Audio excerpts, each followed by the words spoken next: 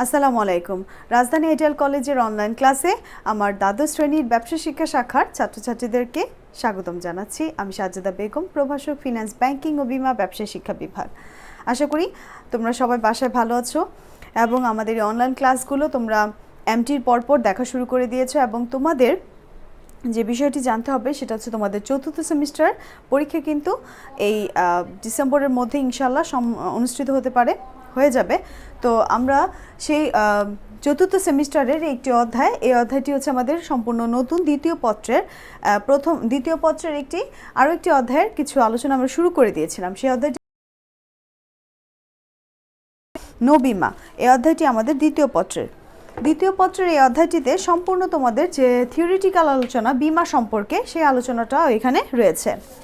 তো নৌবিমার আমি প্রথম যে টিউটোরিয়ালটাতে সেটাতে আমি আলোচনা করেছিলাম যে নৌবিমাটা কি, যে নৌবিমাটা বলতে এমন একটি চুক্তি বোঝায় যে বিমা চুক্তিতে বিমাকারী বিমা গ্রহীতা উভয় পক্ষের সম্মতিক্রমে যে চুক্তিটা সম্পাদিত হয় এবং এমন একটি চুক্তি যেখানে ক্ষতিপূরণের নিশ্চয়তা দেওয়া হয়। বিমা গ্রহীতা বিমাকারী প্রতিষ্ঠান হতে ক্ষতিপূরণের চুক্তির ক্ষেত্রে নিশ্চয়তা পায়। কিভাবে? যে সমুদ্র যাত্রায় নিয়োজিত যে সকল বিষয়বস্তু রয়েছে সেই সকল স্বার্থের বা বিষয়বস্তুর কোনো ক্ষতি হলে বিমাকারী প্রতিষ্ঠান বিমা গ্রহীতাকে ক্ষতিপূরণ প্রদান করবে। তো এই যে চুক্তিটা, সেই চুক্তিটা হচ্ছে নৌ বিমার ক্ষেত্রে, যেটা সমুদ্রের সাথে জড়িত সামুদ্রিক বিষয়বস্তু এখানে আমাদের মূল আলোচ্য বিষয়। আর নৌ বিমার যেহেতু সেটা অবশ্যই একটি সম্পত্তির বিমা, তো এই জন্য এটিকে বলা হয় ক্ষতিপূরণের চুক্তি। আর নৌ বিমার ক্ষেত্রে দুটি পক্ষ থাকে, একটা হচ্ছে বিমাকারী আর একটা বিমা গ্রহীতা। তো এখানে প্রধান যে বিষয়বস্তু সেটা হচ্ছে জাহাজ। সমুদ্রে চলাচল করে সাধারণত জাহাজস্থ পণ্য, যে জাহাজের মধ্যে যে পণ্যগুলো আমদানি রপ্তানি বা যে কোনো পণ্য, যেই মালামালগুলো জাহাজে কি করা হয়, সরবরাহ করা হয়। তো এই পণ্য বা মালামাল, জাহাজস্থ পণ্য মালামাল, এর ভাড়া, জাহাজের ভাড়া যেটাকে আমরা মাশুল জানি। তারপর হচ্ছে অন্যান্য সকলও আরও বিপদ রয়েছে, যেমন সামুদ্রিক বিপদ হতে পারে, সেটা হতে পারে প্রাকৃতিক অপ্রাকৃতিক যে কোনো কারণেই। তো এই ধরনের বিষয়বস্তুগুলো হচ্ছে নৌবিমার প্রধান অন্তর্ভুক্ত বিষয়গুলো। আর নৌবিমার ক্ষেত্রে একটা বিষয় রয়েছে যে নৌবিমার ক্ষেত্রে যদি ক্ষতি হয় তাহলে ক্ষতি আংশিক হোক আর সম্পূর্ণ হোক, ক্ষতি সংঘটিত হলেই ক্ষতিপূরণ প্রদান করা হবে। তবে উপরোক্ত কারণে যদি উল্লিখিত বা উপরোক্ত কারণবশত যদি কোনো ক্ষতি হয়ে থাকে তবে কিন্তু ক্ষতিপূরণ প্রদান করা হবে বিমা কোম্পানি কর্তৃক। তাহলে এক্ষেত্রে কিন্তু একটি শর্ত রয়ে গেল যে কোনো নির্দিষ্ট ক্ষতিপূরণ হতে হবে, কোনো নির্দিষ্ট উল্লিখিত কারণ থাকতে হবে। তো আজকে আমরা সেই যেমনটি তোমরা দেখতে পাচ্ছ যে নৌবিমার আমাদের যে উপাদানগুলো, সেই উপাদানগুলো আমরাকে দুটি ভাগে বিভক্ত করেছিলাম। যে উপাদানগুলোকে আমরা প্রধানত আইনগত উপাদানে দেখতে পাই। যেমন আইনগত উপাদানের ক্ষেত্রে আমরা কি কি শিখেছিলাম মনে আছে? যে আইনগত উপাদান নৌবিমার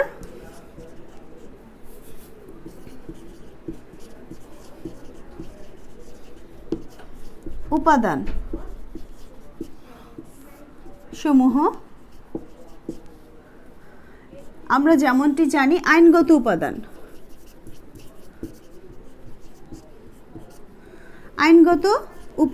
এই আইনগত উপাদানগুলো আমরা নৌবিমার ক্ষেত্রে শিখেছিলাম কি কি। তোমরা কিন্তু এটা জানো যে নৌবিমার ক্ষেত্রে কিন্তু দুটি পক্ষ অবশ্যই নৌবিমার ক্ষেত্রে দুটি পক্ষ থাকবে, বিমাকারী এবং বিমা গ্রহীতা। বিমাকারী হচ্ছে ঝুঁকি গ্রহণকারী আর বিমা গ্রহীতা হচ্ছে ঝুঁকি প্রদান বা অর্পণকারী। তারপরে যে বিষয়টি ছিল উপাদান আরেকটি ছিল, সেটা হচ্ছে বৈধ উদ্দেশ্য। এটার অবশ্যই একটি বৈধ উদ্দেশ্য থাকতে হবে, যে উদ্দেশ্যটাতে বিমাটা করা হয়েছে সেই উদ্দেশ্যটা অবশ্যই বৈধ হতে হবে। তো এই একটি উপাদান ছিল। তারপরে ছিল উভয় পক্ষের যোগ্যতা, তারপরে এটি ছিল উভয় পক্ষের যোগ্যতা। যেমনটি তোমরা জানো উভয় পক্ষের যোগ্যতা বলতে যে বিমাকারী এবং বিমা গ্রহীতা এই দুটি পক্ষেরই যোগ্যতাকে বোঝানো হয়েছে। বিমাকারী বলতে যে বিমাকারী যদি কোনো বিমা কোম্পানি কোনো বীমা গ্রহীতার ক্ষতিপূরণ প্রদান করতে অসমর্থ হয় বা তার কাছে যদি সে সামর্থ্য না থাকে, তাহলে কিন্তু সে যোগ্যতা সম্পন্ন বীমাকারী কোম্পানি নয়। তাহলে উভয় পক্ষের যোগ্যতা থাকতে হবে। পাশাপাশি বীমাকারী এবং বীমা গ্রহীতার ক্ষেত্রে কি হয়? গ্রহীতাকে অবশ্যই প্রাপ্তবয়স্ক, নাবালক এবং তাকে সুস্থ মস্তিষ্ক সম্পন্ন ব্যক্তি হতে হবে। তা না হলে কিন্তু তার যোগ্যতা, যেন সে যে বিমাটা যে করেছে সে বীমার গ্রহীতা যাতে তার বীমা কোম্পানিকে তার প্রিমিয়াম বা তার যে কিস্তি সেটা প্রদান করতে পারে, সেই সামর্থ্য বীমা গ্রহীতার থাকতে হবে। তার মানে আর্থিক সচ্ছলতা থাকতে হবে। তাহলে উভয় পক্ষের যোগ্যতা অবশ্যই গুরুত্বপূর্ণ। তারপর নির্দিষ্টতা, আরেকটা বিষয় বলতে চাই, অবশ্যই বীমাকারী যে প্রতিষ্ঠান বা বীমা গ্রহীতা যে বীমাটি করছে সেটার ক্ষেত্রে নির্দিষ্টতা বিষয়টি থাকতে হবে।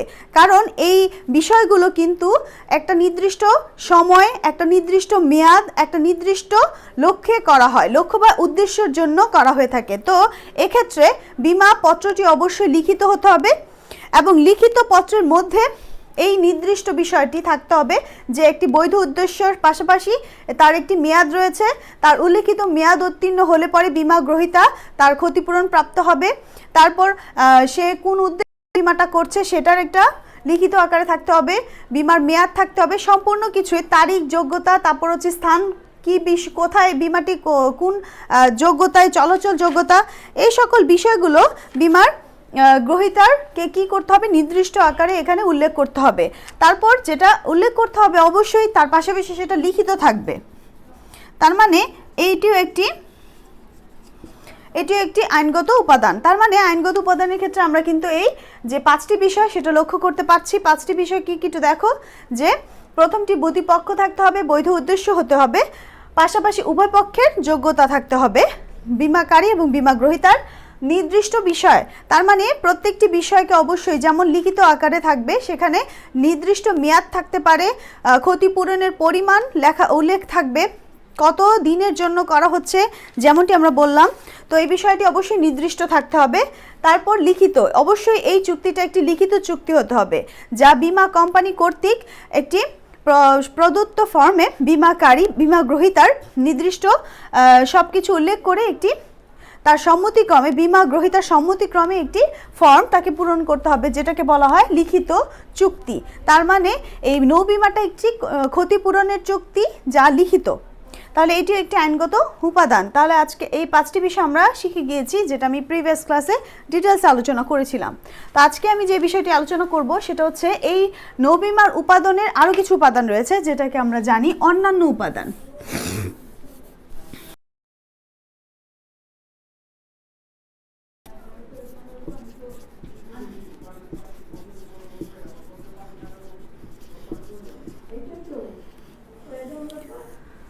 এই অন্যান্য উপাদানগুলো হচ্ছে বীমার ক্ষেত্রে খুবই গুরুত্বপূর্ণ, যেটা আমরা সাধারণত বীমার চুক্তির মধ্যে পড়ে এসেছি। তার মানে বীমার ক্ষেত্রে যে বিষয়গুলো শর্ত ছিল সেটা এখানে অন্যান্য উপাদান হিসেবে চলে আসছে। যেমনটি তোমরা প্রথমটি দেখলে বুঝতে পারবে, 1 নম্বর বীমাযোগ্য স্বার্থ।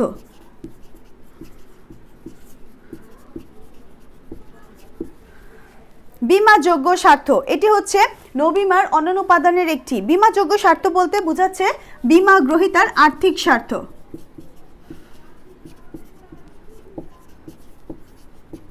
বীমা গ্রহীতার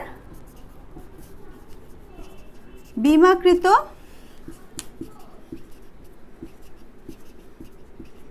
বিষয়বস্তুর উপর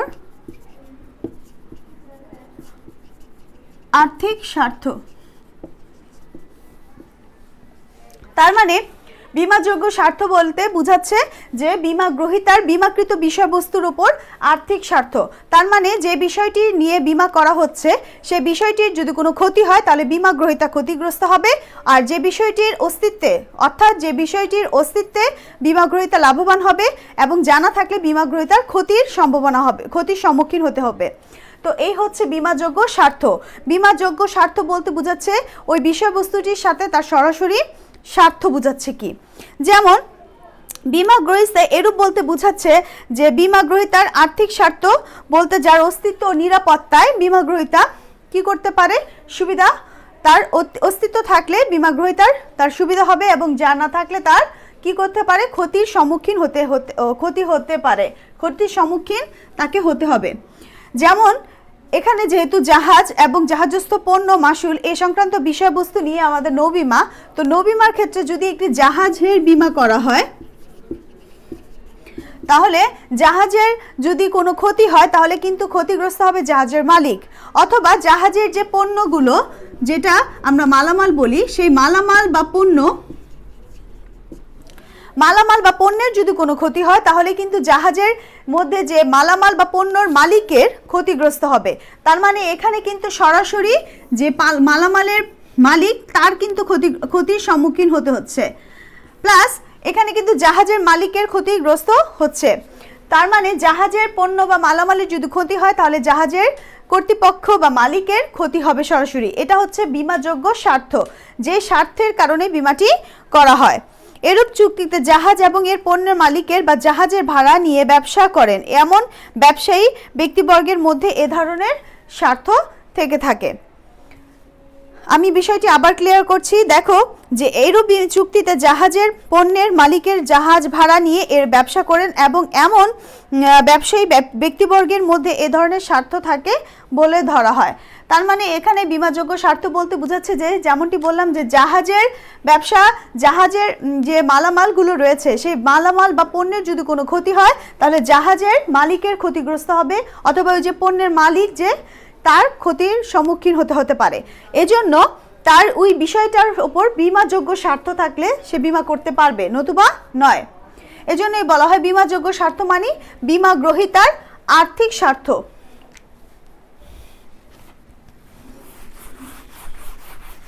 তারপরে যে টপিকসটি সেটা হচ্ছে চূড়ান্ত সদিশ্বাস।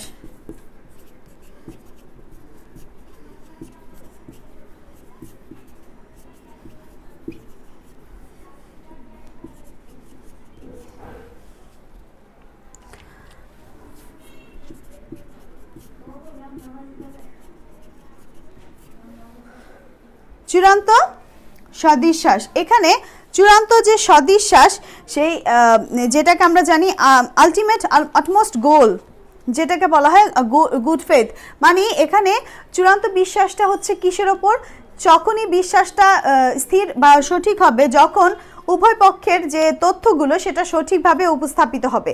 দ্যাট মিন্স উভয় পক্ষের সঠিক তথ্যের উপস্থাপন, বীমাকারী এবং বীমা গ্রহীতা কর্তৃক যে উপস্থাপিত তথ্যগুলো রয়েছে সেই সংক্রান্ত বীমা সংক্রান্ত সকল তথ্য অবশ্যই সঠিক হতে হবে এবং সেটা দুই পক্ষেরই জানা উচিত। তার মানে এমন কিছু তথ্য যেটা লুকানো যাবে, কোনো তথ্যই এখানে গোপন বা লুকানো যাবে না। তার মানে বীমাকারী এবং বীমা গ্রহীতার মধ্যে উপস্থাপিত সকল তথ্য, গুরুত্বপূর্ণ বিষয় বা তথ্য সঠিকভাবে উপস্থাপন।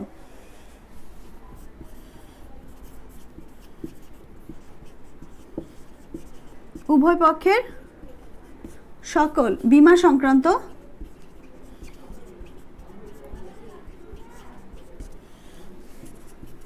সকল তথ্য সঠিকভাবে উপস্থাপন বা প্রকাশ।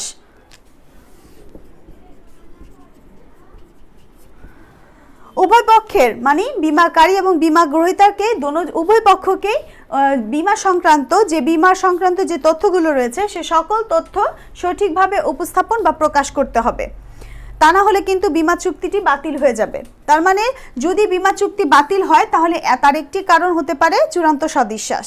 এটাও কিন্তু একটি সৃজনশীলের উত্তর হতে পারে। তার মানে সৃজনশীলটির মধ্যে এমন একটি বিষয়, যেমন একটি জাহাজে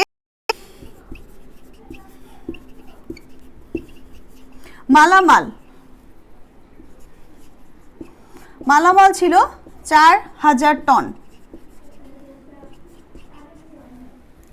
মালামাল সে বহন করছিল 4000 টনের, কিন্তু সেখানে সে বীমা করেছে 5000 টনের, কিন্তু তার ওখানে পণ্য মালামাল হিসেবে গুদামজাত ছিল কত, 4000।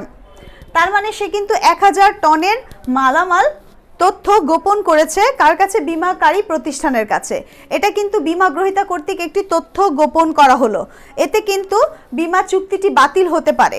তার মানে বীমা চুক্তি বাতিল হওয়ার একটি কারণ কি জানলাম, সেটা হচ্ছে যে জাহাজস্থ পণ্য, মাসুল, ভাড়া যা সকল মানে বীমা সংক্রান্ত সকল তথ্য বীমাকারী প্রতিষ্ঠানকে সকল তথ্য উপস্থাপন করতে হবে। ঠিক অনুরূপভাবে বীমা প্রতিষ্ঠানও তার সকল তথ্য বীমা গ্রহীতাকে উপস্থাপন করবে, বীমা গ্রহীতাকে প্রকাশ করবে, বীমা গ্রহীতাকে জানাবে।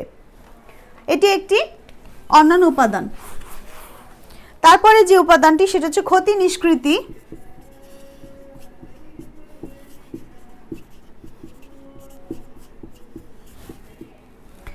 ক্ষতি নিষ্কৃতি বলতে বোঝাচ্ছে নো বীমা চুক্তি হচ্ছে ক্ষতিপূরণের চুক্তি। যেমনটি আমরা জানি, যদি ক্ষতি হয় এবং উল্লিখিত কারণে ক্ষতি হলে ক্ষতিপূরণ প্রদান করা হবে, এটাকে জন্যই বলা হয় ক্ষতি নিষ্কৃতি। তার মানে বীমাকারী বীমা গ্রহীতাকে ক্ষতিপূরণ প্রদান করবে যখন উল্লিখিত কারণে ক্ষতি হবে।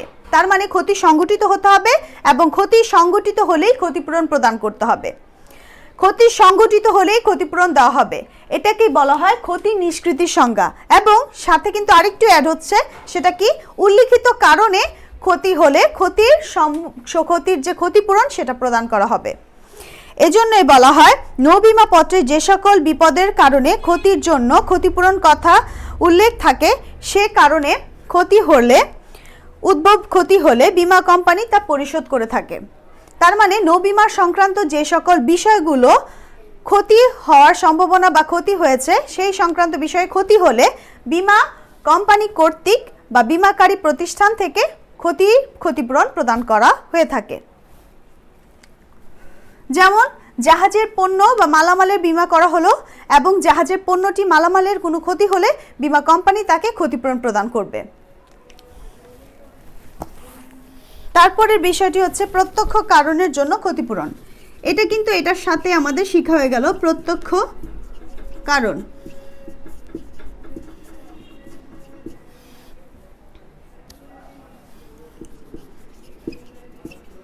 প্রত্যক্ষ কারণে ক্ষতিপূরণ এটি আরেকটি উপাদান, প্রত্যক্ষ কারণ। তার মানে অবশ্যই যে বিষয়টিতে ক্ষতিগ্রস্ত হয়েছে বীমা কোম্পানি তার জন্যই কিন্তু ক্ষতিপূরণ প্রদান করবে। যদি জাহাজের পণ্যের জন্য কোনো জাহাজের পণ্যের বা মালামালের ক্ষতি সংঘটিত হয়, জাহাজের পণ্যের মালামালের জন্য বীমা করা হলো। দেখো উদাহরণ একটি বলছি, যে পণ্যের বা জাহাজের পণ্যের বা মালামালের জন্য বীমা করা হলো এবং জাহাজের কোনো ক্ষতি হলে, যদি জাহাজের পণ্যের জন্য বীমা করা হয়েছে এবং জাহাজটিতে কোনো দুর্ঘটনার কারণে যে ব্যক্তিগত বা কোনো প্রাকৃতিক বা অপ্রাকৃতিক কোনো কারণে যদি জাহাজের কোনো ক্ষতি হয় এবং মালামাল বা পণ্যের যদি এখানে কোনো ক্ষতিগ্রস্ত হয়ে থাকে, তাহলে কিন্তু বীমা কোম্পানি তাকে ক্ষতিপূরণ প্রদান করবে। এক্ষেত্রে একটা বিষয় কিন্তু আমাদের উল্লেখ করা হবে, সেটা কি? একমাত্র নো বিমার ক্ষেত্রে কিন্তু প্রাকৃতিক কারণে সংঘটিত কোনো বিপদের ক্ষতিপূরণ প্রদান করা হয়। যেমন প্রাকৃতিক কারণ, নো বিমার সাথে প্রাকৃতিক কারণটা জড়িত কোথায়?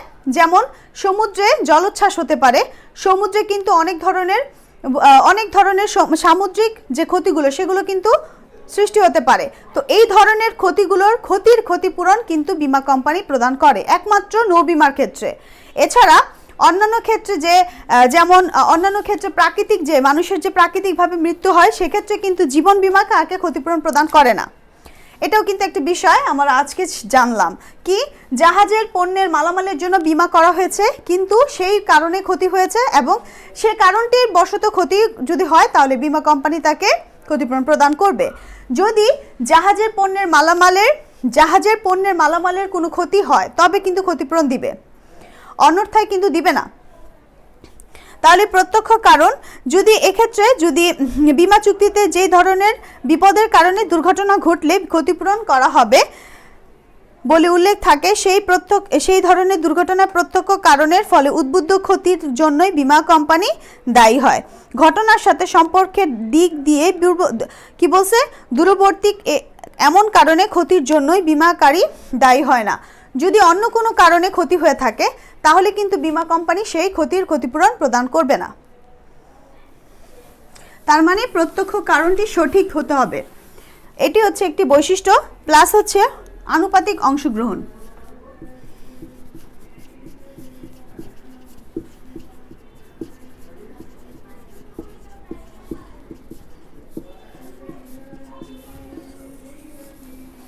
আনুপাতিক অংশগ্রহণের নীতি, এটা হচ্ছে আমাদের 5 নাম্বার। আনুপাতিক অংশগ্রহণটি কি, যে যখন কোনো বীমা কোম্পানি তার ক্ষতিপূরণ প্রদান করার ক্ষেত্রে অন্যান্য বীমা কোম্পানির সাথে সমন্বয় করে ক্ষতিপূরণটা প্রদান করে, তখন এই আনুপাতিক অংশগ্রহণের নীতিটি চলে আসে। কি, যখন নো বীমা চুক্তিতে বীমা গ্রহীতা একই সম্পত্তি একাধিক বীমাকারীর নিকট বীমা করতে পারে। নো বীমার ক্ষেত্রে একটি বীমা কোম্পানি তার একটি সম্পত্তি বা একটা বিষয়বস্তু একাধিক বীমা কোম্পানির কাছে বীমা করা হয়েছে, তখন কিন্তু ওই বিষয়টির যদি কোনো ক্ষতি হয় তাহলে সেটা কিন্তু আনুপাতিক হারে, মানে আনুপাতিক অংশগ্রহণের মাধ্যমে বীমার ক্ষতিপূরণটা প্রদান করা হয়। যেমন একটি জাহাজ 1 কোটি টাকা মূল্যের জাহাজ 3টি বা 2টি বীমা কোম্পানির সাথে বীমা করা হলো। এক্ষেত্রে দেখো বীমা গ্রহীতা কি করলো, বীমা গ্রহীতা কিন্তু তার 1 কোটি টাকা মূল্যের যে জাহাজ, সেই জাহাজটি কিন্তু সে একাধারে 2টি বীমা কোম্পানির সাথে বীমা করেছে। কেন? কারণ তার মনে হলো যে সে যদি একটা বীমা কোম্পানির কাছে পুরোটা জাহাজের বীমা করে থাকে তাহলে জাহাজের যদি কোনো ক্ষতি হয় তাহলে বীমা কোম্পানি কিন্তু ক্ষতিপূরণ প্রদান করার ক্ষেত্রে কিছুটা বিপদের সম্মুখীন হতে পারে, তা নাও দিতে পারে। তার ক্ষেত্রে কি হয়, বীমা গ্রহীতার তার যে ঝুঁকি সেটা বেড়ে যায়। ক্ষতিপূরণ আর্থিক নিশ্চয়তার বৃদ্ধির জন্যই সে কি করে, সে তার একটা বিষয়বস্তু একাধিক বীমা কোম্পানির কাছে বীমা করে। আর এখানেই কিন্তু আনুপাতিক অংশগ্রহণের নীতি চলে আসে। কিভাবে, যখন জাহাজটির ক্ষতি হয় ক্ষতিপূরণ কিন্তু তখন একটা বীমা কোম্পানি না করে একাধিক বীমা কোম্পানি করে। এটাকে বলা হয় আনুপাতিক অংশগ্রহণের নীতি। তারপরে যেটা জানবো সেটা হচ্ছে 6 নাম্বার, স্থলাভিষিক্তকরণ।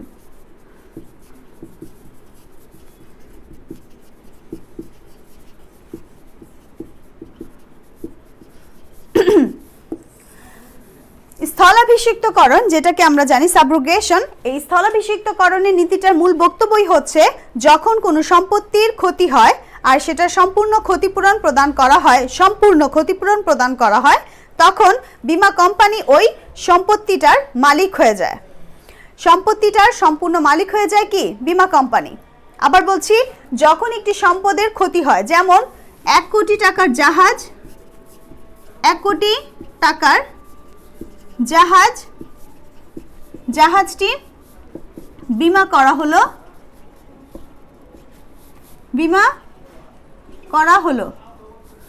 1 কোটি টাকার একটি জাহাজ বীমা করা হলো এবং এই বীমা করার পরে জাহাজটির একটি দুর্ঘটনায় কবলিত হয়ে জাহাজটি ক্ষতিগ্রস্ত হলো এবং জাহাজটির থেকে 1 কোটি টাকার বীমা কোম্পানি তাকে সম্পূর্ণ 1 কোটি টাকা দিয়ে দিল। বীমা কোম্পানি কিন্তু জাহাজের যে ক্ষতিপূরণ সেই ক্ষতিপূরণটা দিয়ে দিল। এখন ওই 1 কোটি টাকার জাহাজের থেকে কিছু অংশ অবশিষ্ট ছিল যা ক্ষতি হয়নি, সেখান থেকে তার বাকি মনে করো 40,000 টাকার 40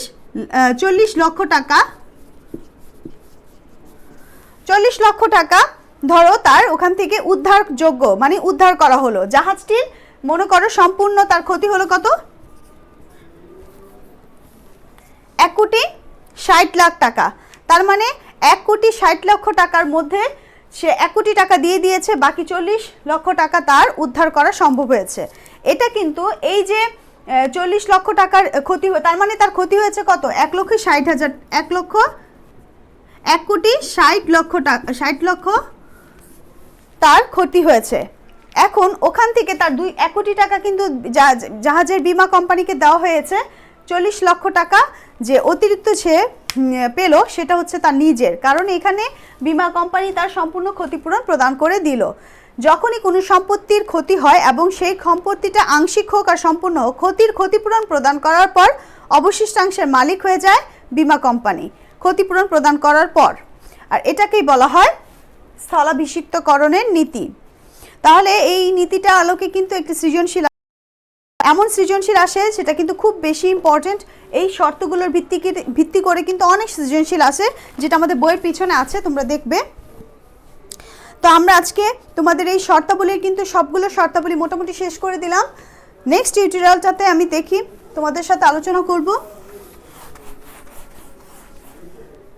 নেক্সট টিউটোরিয়ালটাতে ইনশাল্লাহ আমি তোমাদের সাথে আলোচনা করব নৌ-বিমার চুক্তির শর্তাবলী সম্পর্কে। তো আজকে এই পর্যন্তই, বাসা থাকো, এবং এ সংক্রান্ত কোনো সমস্যা বা প্রশ্ন থেকে থাকলে আমাদের সাথে লাইভ ক্লাসে তোমরা সংযুক্ত হয়ে ওখানে সমস্যাগুলো সমাধান করতে পারো। তো এই পর্যন্তই, বাসা থাকো, আসসালামু আলাইকুম।